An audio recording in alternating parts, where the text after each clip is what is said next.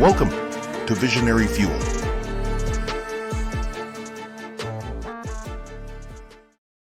Listen up.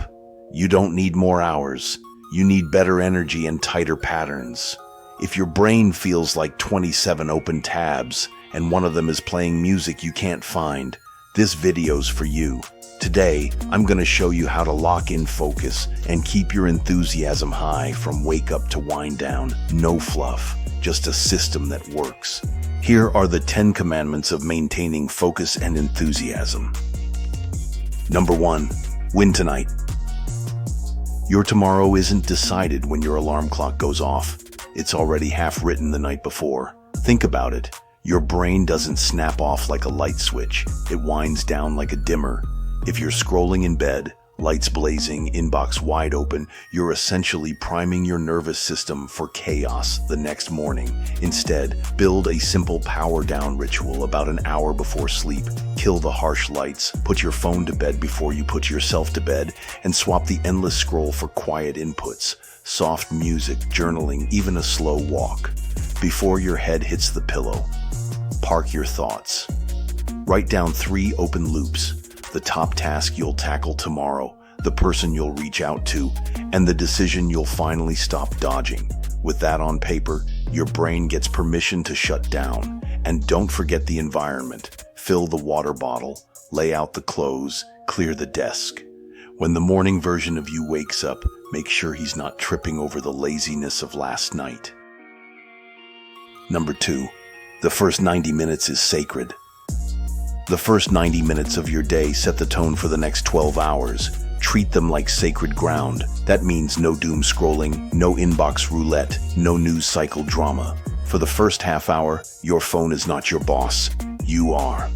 Move your body before you move your cursor. 10 push-ups, a brisk walk, a stretch, nothing fancy, just motion to create emotion. Then fuel up. Hydrate first, then hit a solid protein-based breakfast if you need it. Or at least something clean and steady. Coffee is fine, but don't let it cover up a sleep debt. That's like spraying cologne on dirty laundry. Once your body is primed, get tactical. Decide on your one big rock for the morning, a single clear outcome you can define in one sentence. Not work on the report, but draft the intro and outline 3 key points. Clarity sharpens focus, and when you land that one solid win before most people finish their first scroll, you've bought yourself momentum for the entire day. Number 3, sprint, don't jog. Most guys treat their workday like a slow, painful marathon. Long stretches of half focus punctuated by guilt and caffeine. That's operator mode. Owner mode knows your brain works in rhythms, not straight lines. Enter the 50-10 sprint. 50 minutes on, 10 minutes off. During that 50, everything not connected to the task gets closed. Tabs, apps, phone, all of it. It's not about working harder. It's about creating brutal simplicity so your attention has nowhere else to go. Then, when the timer hits, actually take the break. Stand, stretch, breathe, walk, look out a window. Anything but doom scroll. Think of the break as a reset button for your brain, not a reward for surviving. And here's the rule. Aim to complete 3 of these deep focus sprints before lunch. That's it. Do that, and you'll often find your afternoon workload shrinks from pressure cooker to optional polish. Momentum compounds, and when you stack wins early, you're free to spend the rest of the day leading instead of catching up. Number 4, guard your mental diet.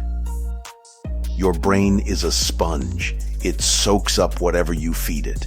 And most men spend their mornings and afternoons force-feeding themselves junk, clickbait, outrage news, endless hot takes from people who don't even live the lives they're preaching about. If your inputs are trash, don't be surprised when your thoughts are scattered and your focus leaks everywhere. Guard your mental diet like you guard your wallet. Start by curating your environment.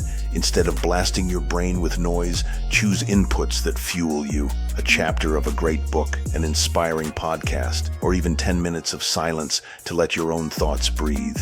Be ruthless about what you allow into your head. The guy who spends his day consuming chaos is handing over his focus to other people's agendas. But the guy who feeds his mind clean fuel, he builds calm, clarity, and conviction. And suddenly enthusiasm isn't something he has to manufacture.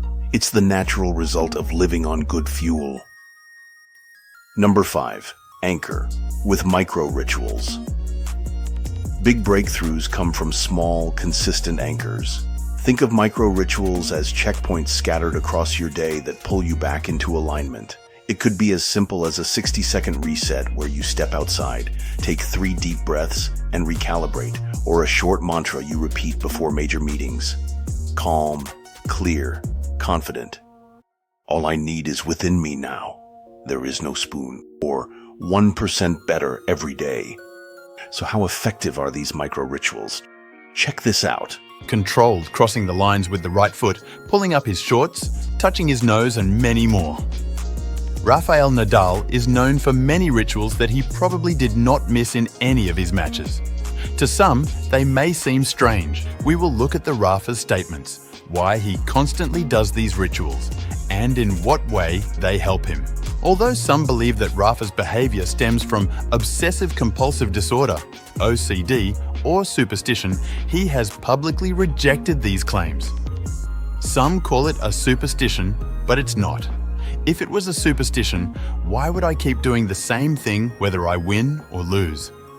It's a way to put myself in a match, to command my environment to match the order I'm looking for in my head. So let's present all known Rafa's pre-match or during match habits. He takes an ice shower usually 45 minutes before the match. Next, we have the socks. They must always be put on at the same height.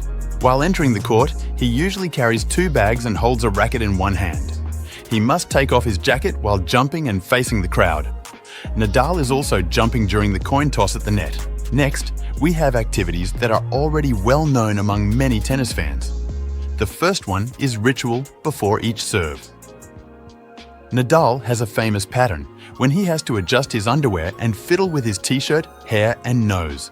The Spanish player also impressed his fans by storing his bottles. He places them in the exact same positions and faces the labels towards the side he will play on. In addition, Nadal can only cross the lines with his right foot and tries not to step on them. When switching sides, he always waits for his opponent to cross the net first before taking his turn. Let's return for a moment to the aforementioned perfectly placed bottles. Rafa also has a habit that during changeovers, he must take sips from both drinks. First an energy drink, then a water bottle. And what did Nadal himself say about the meaning of his rituals? In an interview with Essentially Sports, the Spaniard said that they help him concentrate better. Each one has to find their way of concentrating. Regarding his rituals, he continued, "I would like not to have them. I am not hiding, but tennis is such a mentally aggressive sport that anything external I was able to distract. I always do it, and I don't always get it. It works for me and they make me focus while I compete. I feel more sure of myself." It is in Paris that the Grand Slam tournament Roland Garros is played, in which Rafael Nadal is the most successful player in history, as he has already won this tournament an incredible 14 times. Although many other tennis players and other athletes regularly keep their habits and rituals, few are as well known for them as the Spanish matador Rafael Nadal. These micro rituals don't need to be dramatic. They just need to be yours. Maybe it's journaling 1 gratitude before lunch. Maybe it's putting your phone in a drawer during dinner. The point is, when you scatter these anchors through your day, you create little moments of intentionality. Without them, the day pulls you around like a current. With them, you stay the one steering the ship. And here's the secret. Enthusiasm is often less about hyping yourself up and more about protecting your energy from leaks. Micro rituals plug those leaks. Number 6. Energy before efficiency. Here's the trap. We believe the next productivity hack, planner, or app will unlock unstoppable focus. But none of that matters if your body doesn't have the raw energy to fuel it. Energy comes first, and it's built on 3 pillars most people overlook: protein, fiber, and hydration.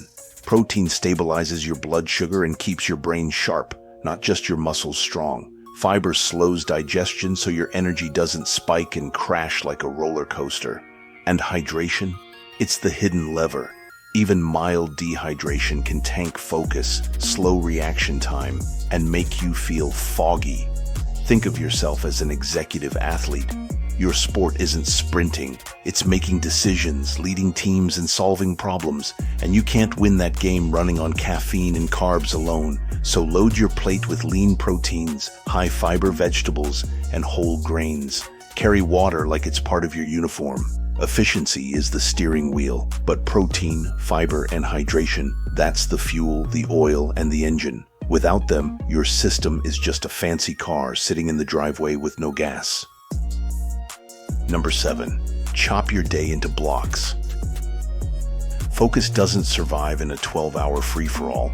If your entire day is one long blur of meetings, messages, and stuff, your enthusiasm dies by lunchtime.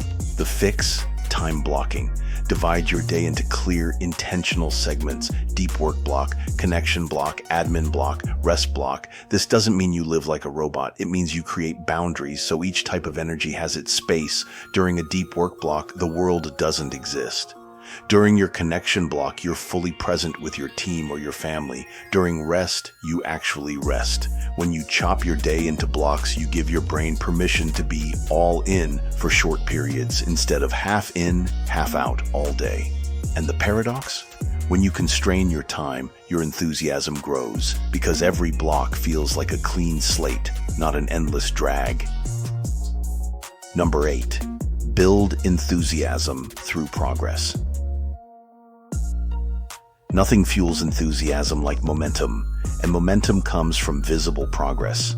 Too many men set vague goals, grind endlessly, and then wonder why they feel flat. It's because their brain can't see the wins. Break your big goals down into chunks small enough to finish in a sitting, then track them. Use a notebook, a whiteboard, or an app, doesn't matter. What matters is you're seeing yourself advance. Enthusiasm isn't hype, it's evidence. When your brain sees that you're moving, it rewards you with energy.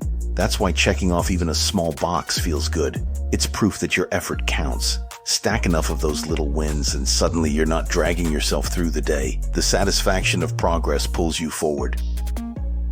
Number 9. Protect enthusiasm with recovery. Let's get real. Enthusiasm isn't endless. Burnout happens when you try to run hot all day without respecting the recovery cycle. Enthusiasm is like a muscle. It grows stronger with stress and rest, not stress alone. Protect it. Take short breaks between sprints. Step outside. Breathe. Go for a walk without your phone. And beyond the day-to-day, schedule actual recovery into your week. That means guilt-free downtime. A hobby that has nothing to do with work. Time with people who refill your tank instead of draining it. If you treat recovery as optional, you'll eventually drag through every day, wondering where your fire went. But if you build it in intentionally, you'll notice something powerful. Enthusiasm returns faster, lasts longer, and becomes a renewable resource instead of something you're constantly chasing. And last, but certainly not least, number 10. Close the day with wins. How you end your day is just as important as how you start it.